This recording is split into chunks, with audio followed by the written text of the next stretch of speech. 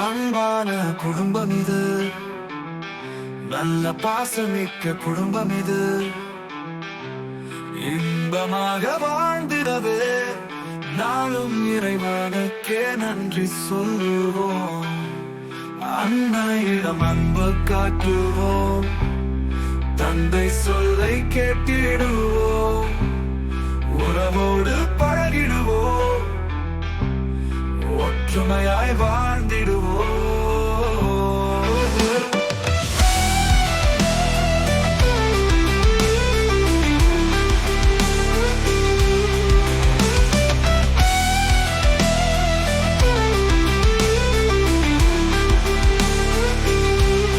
அன்பான குடும்பம் இது, நல்ல பாசமிக்க குடும்பம் இது.